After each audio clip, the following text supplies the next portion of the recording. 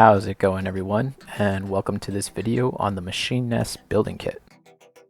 Now, the Machine Nest is a collection of highly detailed floors, walls, and accessories that you can use to enhance the background of your screenshots and videos.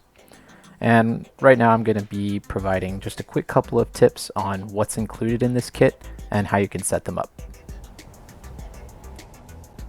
So when you paste this into the world, you'll get something that looks like this. On the left side you have the main module, and this is made up of a floor and wall section as well as some accessories. There's a tower here with a high walkway, kind of an observation walkway, and then the claw on the wall, and a couple extra accessories on the front, which we will get to in a bit. And then off to the right we have our separate components. You've got a floor and two walls. They're separated by red blocks, which you will disconnect. And then there's a couple more accessories in the back, including one section of that tower that you can stack to make bigger ones. So the first thing you want to do is disconnect this section from the main module and just move it over a ways so that you can start disconnecting the walls from the floor part, and basically just get rid of all the red blocks. So if you want to start expanding on this main module, the first thing you have to do is, if you're going out to the sides, then you just need to add one row of blocks before you can start to paste on extra parts of the floor. And then just make sure that they're lined up.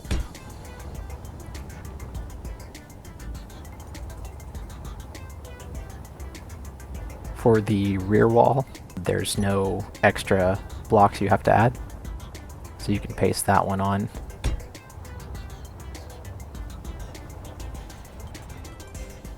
And then on the side wall as well, you just have to paste that on. And what you want to pay attention to on the side walls is that left corner. You just want to make sure those blocks are lined up straight, and then you'll be good to go. Once you have a back wall and a side wall on, then you just have to fill in this gap. That can be done easily just using two rows of two blocks. Now, one little issue that comes up if you're trying to put a floor block in front of the main module here is it's not going to work because these little bits of small block detail are in the way. So you just have to disconnect these little rails and then get rid of that detail before you'll be able to copy the floor again, and then it should be able to paste on in front. And so you can see, using these systems, just adding on more components, you can make this as big as you want it to be, or more realistically, as big as your computer can handle. Now that we've covered the larger surfaces, we can start talking about some of the more intricate details here, starting with these two buttons. We've got one for movement and one for lights. We'll get to lights later, but the movement button controls the animation on those sparky bits, and then for the claw, it just has a kind of opening, closing, and it spins around a little bit. Now, the cool thing about these components is that the timers that are animating them are calling them by groups. And that means that if you cut it off of the wall and put it on somewhere else, then it will still continue doing its animation. So you can stick this on wherever you want, as long as there's a small block there to put it on, and it will continue to get called by those timers. So even if you wanted to, stick it down here off of the tower, you could do that. And the same thing is going to go for these little sparky guys. If I cut this off and you get creative, say you want to put two of them opposing each other, some kind of a welding pad or so, then you can do that and they'll just keep going.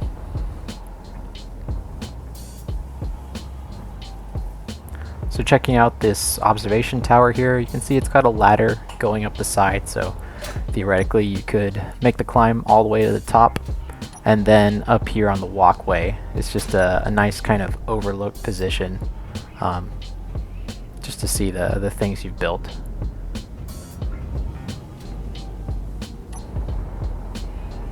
Coming over to these two, we have the section of the tower. So as I said, you can place this wherever, and then you can stack them if you want to make more towers. And then the final thing here is, I'm just calling it a scaffolding, and it is extendable. So it's made with pistons, and you've got these two buttons here on the side. So we'll find a spot for it on the pads, and then get a little demo going.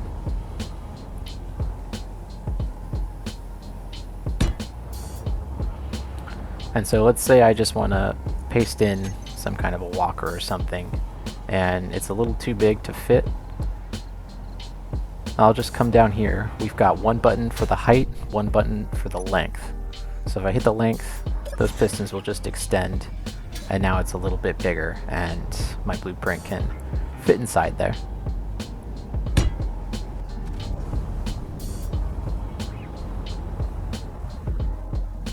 We can hit the height button, and that will also extend to accommodate something that was taller. But it just gives a nice frame for whatever the subject of your image is to be sitting inside, so that it looks like, you know, some kind of maintenance work or something was going on. Maybe you'll put one of those sparklers on this, and that'll make it more convincing. Now the final thing I want to go into is the lighting. So everything has lighting pre-placed onto it, so anytime you paste it, it'll work. And we've got white lights on the floor, and then kind of this slightly orange industrial lighting on the towers, on the walls, and also on that scaffolding part.